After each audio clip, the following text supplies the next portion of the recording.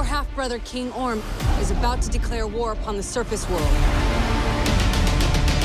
The only way to stop this war is for you to take your rightful place as king. Trust me, I am no king.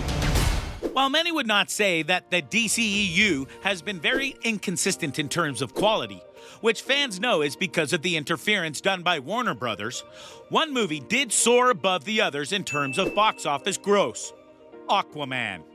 Which was obviously ironic given the fact that the character was mocked for decades due to his portrayal in the Super Friends cartoon.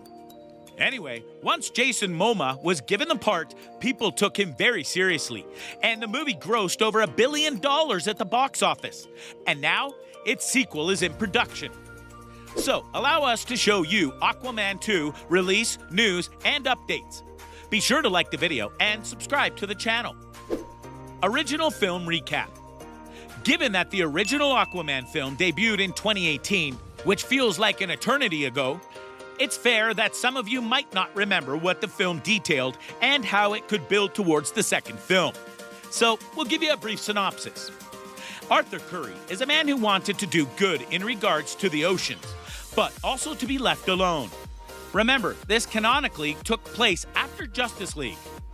After reconnecting with his father, he's asked by Mira, played by Amber Heard, to come and stop his half-brother Orm from starting a war. A war they get caught in via a first strike that nearly drowns Curry's dad. The two head to Atlantis to meet up with Volku, William Dafoe, and figure out a plan to get Arthur on the throne in a way that people will recognize and accept. This starts a quest for Poseidon's Trident, the mark of the true King of Atlantis. After some traps, gladiator battles, backstabs, revenge plots, and more, Arthur is indeed able to go and get the trident and his comic-accurate costume, and led an army of sea creatures to fight the armies of Atlantis until finally getting a rematch with his brother Orm, aka Ocean Master Patrick Wilson. After getting him to yield, with some motherly help via Nicole Kidman, Arthur becomes the King of Atlantis and accepts his role as Aquaman. Aquaman and the Lost Kingdom. So, what is the sequel going to be about? That's honestly pretty much unknown. Jason Momoa teamed up with director James Wan to go and make this script for the movie apparently, and wanted to go bigger and better than the first one. A bold statement. We do know though that the film is going to be called Aquaman and the Lost Kingdom, which is honestly a bit more significant than you might recall. Because in the first movie, Orm had a meeting with the King of Exable, played by Dolph Lundgren, and gave a brief recapping of the history of the kingdoms of Atlantis. And in it he said, the Lost Kingdom had not yet vanished. Furthermore, the statue depicting the Lost Kingdom had been destroyed in part, so we had no idea who was the ancestor of it and what it was like.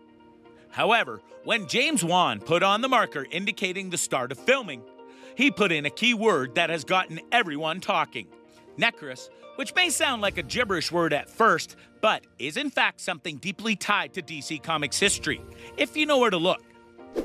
Necros. First appearing in Aquaman number 30, December 1966, the Kingdom of Necros is the second doomed city to appear under the Earth's oceans after Atlantis.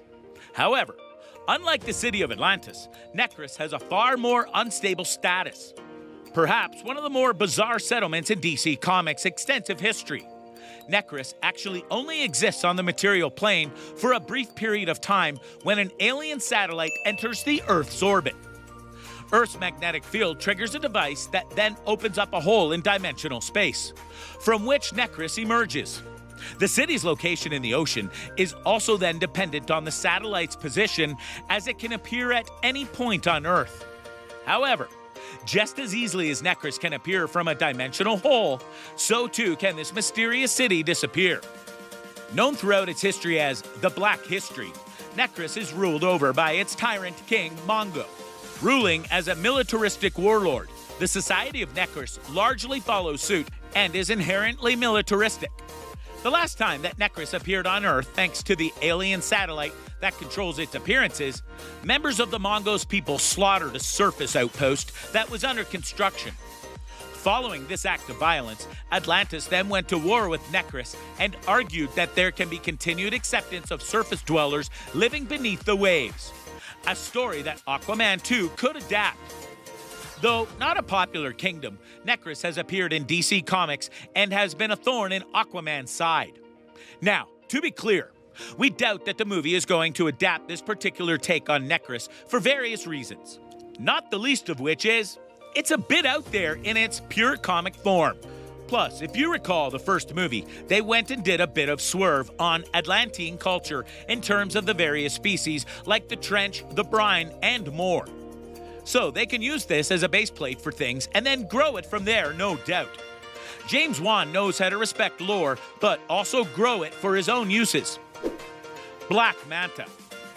Another reason we saw this is that we know for sure that Black Manta, played by Yahya Abdul-Mateen II, is going to return.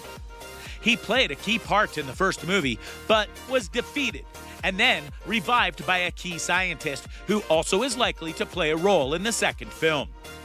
But when it comes to Black Manta, you know that he has only one goal: to go and kill Aquaman no matter what after what happened to his father. Aquaman let him die in the movie's version of the story.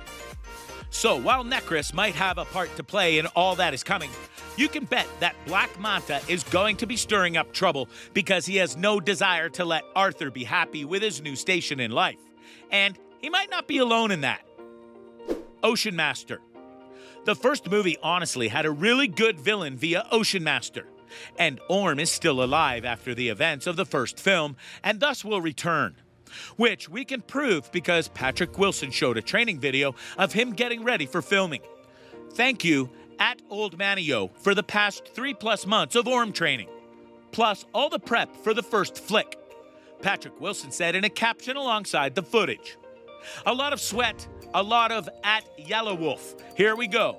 Wilson sounds as excited about the sequel as fans no doubt are, with the actor putting in the hours to bring Orm back to screens after his crushing defeat at the end of the first Aquaman.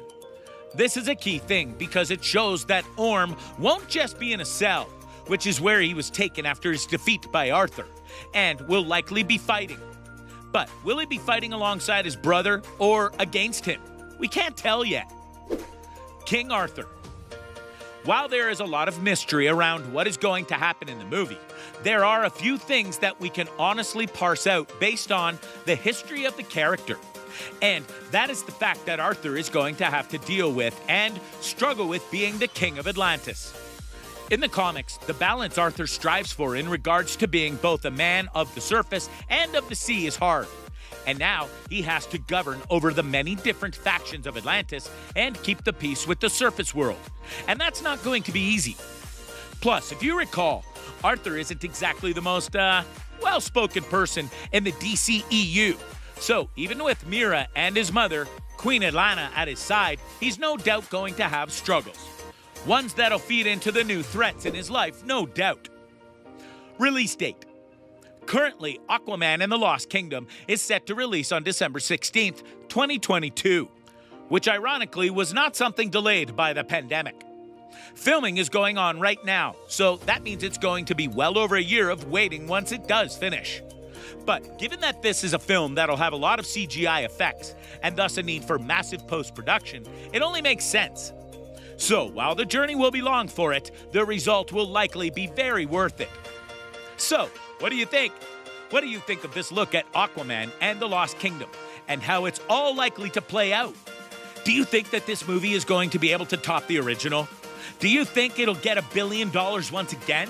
Or do you think that people are going to be more cautious with the sequel? Let us know in the comments below. Be sure to subscribe to the channel, and I'll see you next time.